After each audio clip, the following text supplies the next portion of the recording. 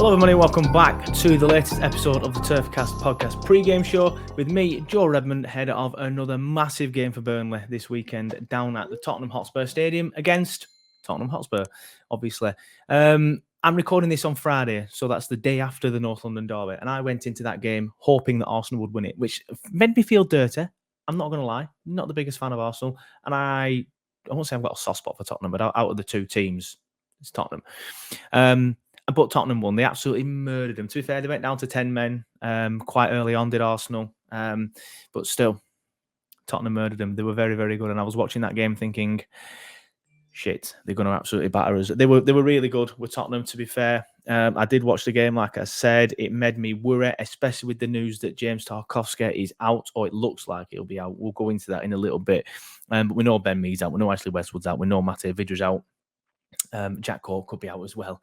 And we know Jay Rodriguez is out. So we might as well play the under 8s at this stage, let's be honest. But yeah, this week's pre-game show, it is going to be just me. I know some of you like that, some of you may not. But unfortunately, I couldn't get a Spurs fan. The guy that we normally have on from the Last Word on Spurs, he was busy doing some stuff in London, that day of London. So he couldn't come on. And I asked another lad, but he was busy doing shows of his own today from yesterday, if that makes sense. So having a look at the North London derby. So it is a shame, but like I said, I know some of you do like just me. So fingers crossed, those of you are watching or listening. If you are watching on YouTube and you want to listen on the podcast on your drive, feel free. Just search for Turfcast Podcast on your favourite podcast supplier. And the same goes if you're listening on the podcast, you think, oh, I'll watch this on YouTube. Then just search for Turfcast Podcast on YouTube. And one thing I do want to do before we crack on is thank you so much. We now have 1,000 subscribers.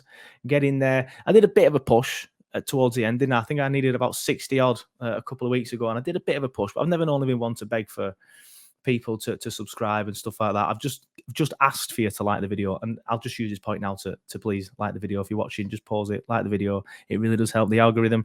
But yeah, thank you so much for getting us to 1,000. It's taken longer than probably 95% of channels ever in the history of the world.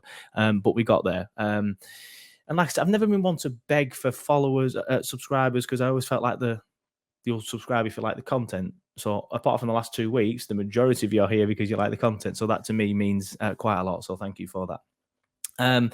But yeah, like I said, I'm recording this Friday morning. I think Jackson's press conference is going to be Friday afternoon. So any news that does come out from that, I will miss. But I think we can pretty much guarantee what it's going to be like. It's going to be about Jay missing the game. It's going to be about Tarky missing the game. I want to go into that a little bit because I put a post up on Turfcast yesterday saying that Jay and Tarky will be available. But it turns out that they won't be because, well, basically the club put a video on their YouTube channel and on their socials, apparently, of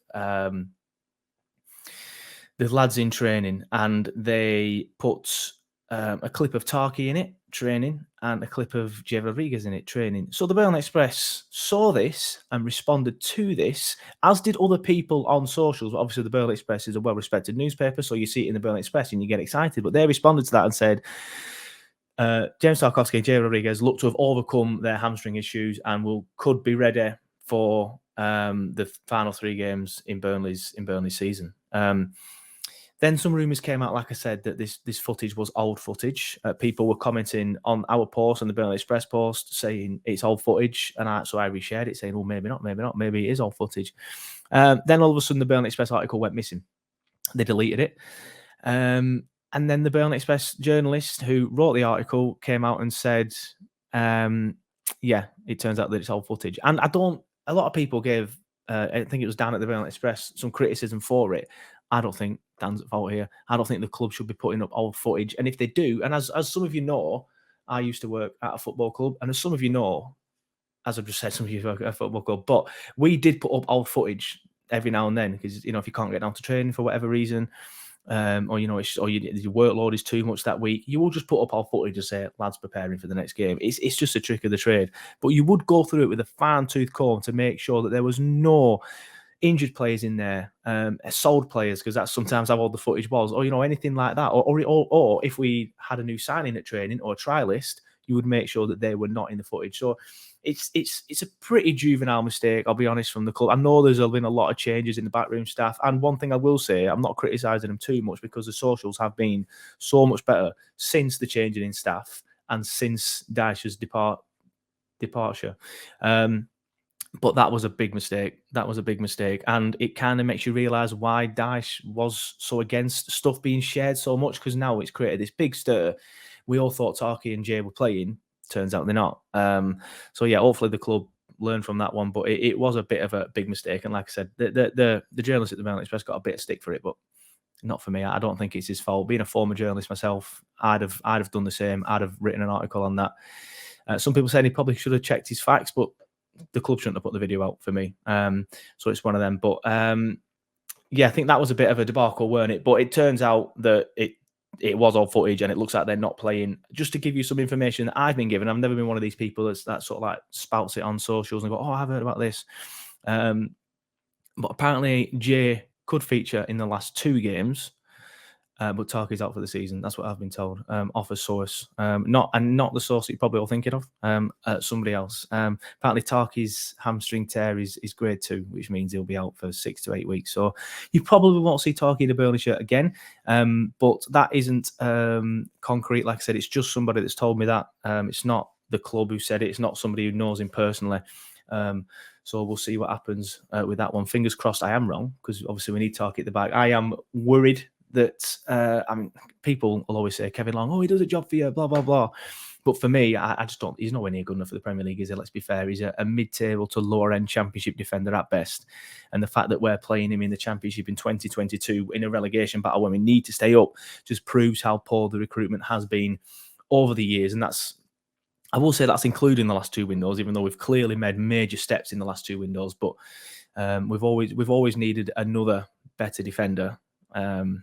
Than Long, a better 4th choice defender. It's unfortunate that our main 2 defenders are out, of course it is, but you always need a better 4th choice than that. I mean, obviously we got stung a little bit in the Ben Gibson incident, so maybe we haven't brought one in because of that. But I just feel that Kevin Long isn't good enough, and I think he will get exposed against the likes of Harry Kane and Son at the weekend. But let's go into the weekend's football then, because obviously there's not just us playing.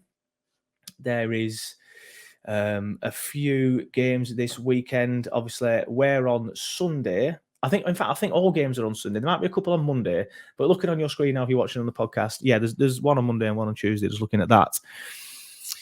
So Tottenham Burnley is the first game. So we are the early kickoff, 12 o'clock, which is good and bad. I always say it's good and bad. It's good in the sense that we're not going to go into that game with too much pressure on us, more than what's already on us anyway. Because if we played after Leeds, for example, and Leeds won, there'd be so much pressure on us to get something out of that Tottenham game, and I think we'd end up opening up too much, and then potentially just losing the match by quite a bit. But I think on this instance, I think we're going to sit back, hopefully frustrate them. And like we did at the Turf, obviously we got a goal from a set piece at the Turf and managed to win. I don't think that will be the scenario this time, but fingers crossed we'll be able to get something out of it. But I think we're going to need to defend for our lives at the Tottenham Hotspur Stadium. But that's the first game this weekend. Then Villa Palace, irrelevant to us. Then Leeds Brighton, massive. That one, in my opinion, that game is bigger than our game. And hear me out on that, because I think we go into that game and we definitely get beat. It's not a free hit, but I think we definitely get beat. There's no free hits at this time of the year anymore. It would be a free hit normally, but not anymore. We need points. We need points. The Leeds game is bigger than our game, because Leeds can look at that game and think we can get something out of this. A big Ellen Road atmosphere, take the game to Brighton early on, get an early couple of goals, get really in the faces, because Brighton sometimes don't like that. And then hopefully for them get a win. But obviously we're going to hope that that isn't the case. So if we lose our game, I would not be bothered if Leeds lost theirs. Obviously, I want to get a point. I want to get a win. But I think if Leeds lose theirs, I'm so worried about that Leeds Brighton game. I'll be honest with you. I am so worried about that Leeds Brighton game. I think I know people will say, oh, they've just beaten Spurs and Arsenal away from home. They've got the best away record in the league outside the top 6. I'm aware of all of that. But I don't know. I just think Leeds can shithouse the way to a result there. Maybe a 1-0 win or even a 1-1. And that obviously takes them above us. And then if they win that, they'll take the confidence into the last game away at Brighton. And then they can potentially get something from that as well. But Yeah, that Leeds Brighton game, in my opinion, is bigger than ours. And then you've also got Watford, Leicester, irrelevant to us. Watford are down. West Ham, Man City, irrelevant. Wolves, Norwich, irrelevant. Everton, Brentford. Now, Everton should be out of it. And I do think ultimately they will be okay. I'll just bring the league table up for those of you watching on the YouTube channel, because Everton, like I said, they should have been out of it. They played Watford at the weekend at Watford, and they'd lost 11 games in a row at Vicarage Road. Watford had, what was it, 8 players out? They made 8 changes. I don't know where all these injuries came from, but they had lots and lots of injuries, and Watford couldn't really put out. I kept cracking the joke online that they were playing the Watford under 8s, and it practically was that. Obviously, it's on your screen now on YouTube. We'll just make it bigger so you can see it. Right, so there's the league table. So forget Watford and Norwich, they're gone. Leeds currently occupy the last relegation place in 18th on 34 points. They've lost their last 3 in a row. Then Burnley come next in 17th on 34 points. We've lost our last 1, but we've won 3 out of the last 4. Then come Everton. They've won 2 of the last 3, and they're unbeaten in 3. But they should have won at Watford. They should have won at Watford. That was a big chance for Everton to be on 38 points. And does any of us realistically see Burnley getting 4 points in these last 2 games and then going above Everton? I don't.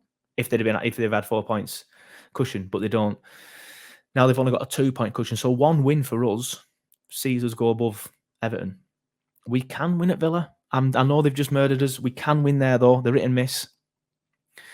So if Brentford beat Everton, they're again looking down the barrel, because they've got Palace. They've got 2 home games of Everton, so I do still think they'll be all right. But they've got Palace at home after that. Then they've got Arsenal away on the last day of the season. If it goes to at the last day of the season for Everton, and we are within catching distance or above them, they're in big trouble. Do I think it'll go to the last game for Everton? No. I think they'll probably win the next 2. I think the Goodison atmosphere against Chelsea, fair play to him, was sensational. They proper dragged them over the line. They really, really dragged Everton over the line that day.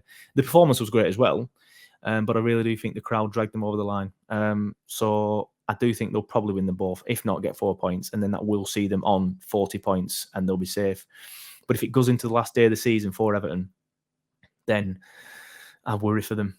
I really do. But I do ultimately think it's going to be between us and Leeds, of course. Everyone knows that Leeds have got Brighton next and then Brentford. They've only got 2 games left. Us and Everton have got 3. But obviously we've got Tottenham away, Villa away, and then an in-form Newcastle at home. The Newcastle game I do see is winnable. The Villa game I do see is winnable. This weekend I just see it as damage limitation, unfortunately, which is good. Probably a good thing that we don't have a Tottenham fan on, because I wouldn't want to be saying that to a Tottenham fan. But yeah, I'm not really looking forward to this weekend, if I'm being honest. I know some people will say that we've already beaten them once this season, and that's fair enough. We've already spoken briefly on that one. Obviously, we were really good that day, and that was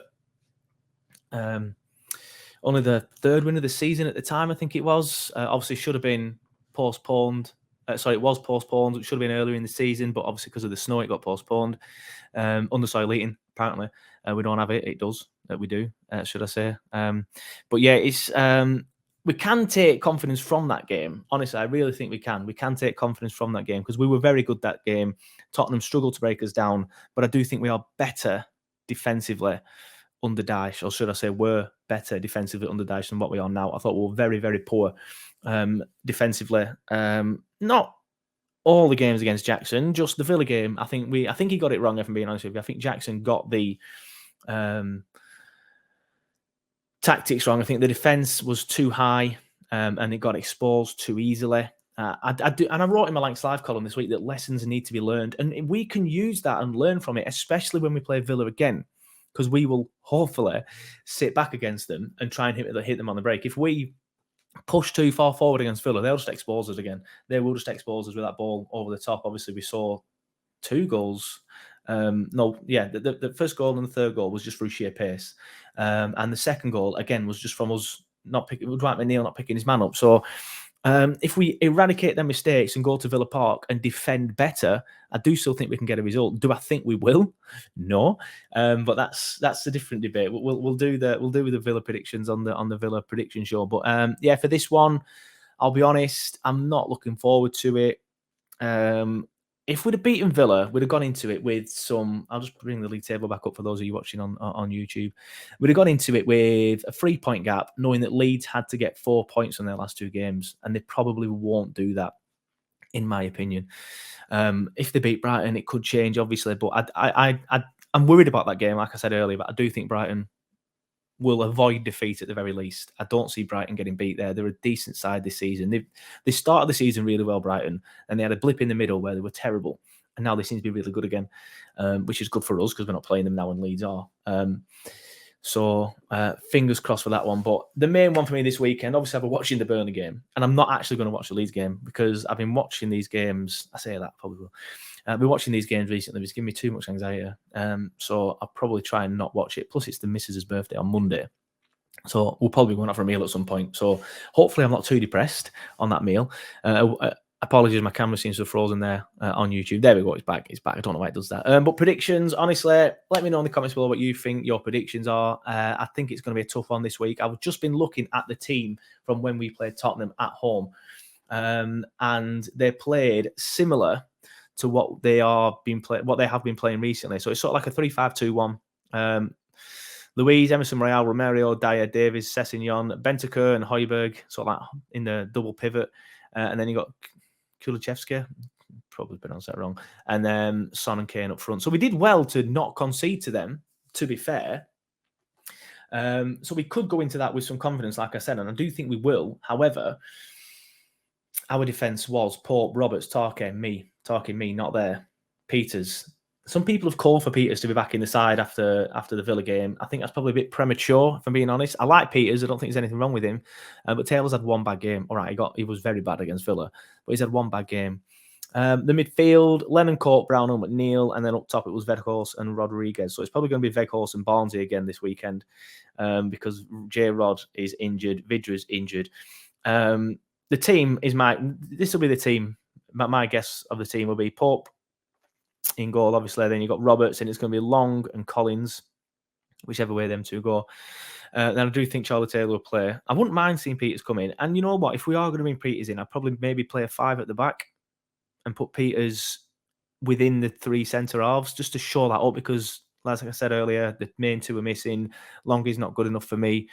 So I wouldn't be, you know what? In fact, yeah, I'm going to change formation. I'm going to play 4-5-1. Sod it. We just need to crawl over the line. We need to go to Tottenham and stink the place out. I don't care how bad it looks. I don't care how annoyed people get. I don't care what the pundits say. When Adrian Dunn criticises it on TalkSport on his little show afterwards, he can say what he wants because he hates it when we go to places and sit back. But I do not care. Go there, sit back, stink the place out, make them haters. Proper sit on the goal line if you can. Just build a wall. 4-5-1. Then I would have Brownhill in the middle alongside Dale Stevens. Cork's out, allegedly. Cork's out. So who else is going to come in there? Obviously West is out. So it's a tough one, that one. I'd have McNeil and Lennon on the wings just for some width. And he's not got the best end product, but he's pacey. And so I think he could help us with any counter attacks, and he can get back quickly if needed. So I would play them too. Same with McNeil, but you just need to drum it into McNeil this week. Stick with your men. Do your defensive job because he didn't do it last week. He played well going forward, and Simon on the full-time show actually gave him the man of the match. And I kind of half agreed because nobody else really deserved it because he was the only person trying to get us up the pitch. But he was so bad that particular moment where he didn't pick his runner up, and the second goal was his fault in my opinion. And then up front, just Weghorst on his own. But try not to lump it up to him. Get Weghorst to come into the midfield, pick the ball up, and then if we are counter-attacking, get Lennon and McNeil on the wings, overlapping, and then hopefully Weghorst can catch up and play him in, and then they can play him back in and 1-0. No, it sounds so simple, doesn't it? It isn't. We probably will get murdered. I'm not looking forward to this one. But like I said, as long as Leeds lose at home to Brighton, that's all that matters to me. But that's it for this week's pre-game show. Apologies I couldn't get a Tottenham fan on this week. I was going to do this sort of vibe for the Villa one because we've just had a Villa fan on the channel. So it seems strange having the Villa fan back on, but I'll try and get the Villa fan back on this time just to pick his brains about how the game went at the Turf and how he thinks if the game at Villa Park is going to be any different or if he feels that. Because they made quite a few changes for that Burnley game. He was saying, I remember him saying that he didn't want Coutinho in the middle because Coutinho's been poor. They've just signed him now, obviously, permanently. So they made the changes by getting him out and putting a few other players in. So it'd be interesting to see what they do, whether they continue to do that or they bring Coutinho back. They might play a different sort of game at home. And hopefully we've learned, as I've said, by not playing that high line and sitting back a little bit. But yeah, that's it for this week's pre-game show. Like I said, apologies I couldn't get a Tottenham fan on. I'll get a Villa fan on instead. I will be doing a full-time show after the Tottenham game. I'll probably do it straight on full-time because we all want to watch the Leeds-Brighton game, don't we? So I'll do a full-time show pretty much as soon as full-time whistle goes. Half an hour, bish, bash, bosh. I said we all want to watch it. I just said I weren't going to watch it. Bish, bash, bosh. Get it done. Half an hour, 45-minute job. Then we're going to all go and watch the Leeds game. Hopefully see Leeds lose. Could have done a Leeds watch along, but I'm not going to because of the anxiety. Nobody wants that. I'm not going to do a Burnley watch along either because we're just going to get murdered. So I will definitely do a full-time show on the full-time whistle. I'll do a 60-second review after the game as well, and then straight into the Villa game, the Villa pre-game show. So thanks for watching. See you next time. If you haven't already, please like the video and please subscribe to the channel.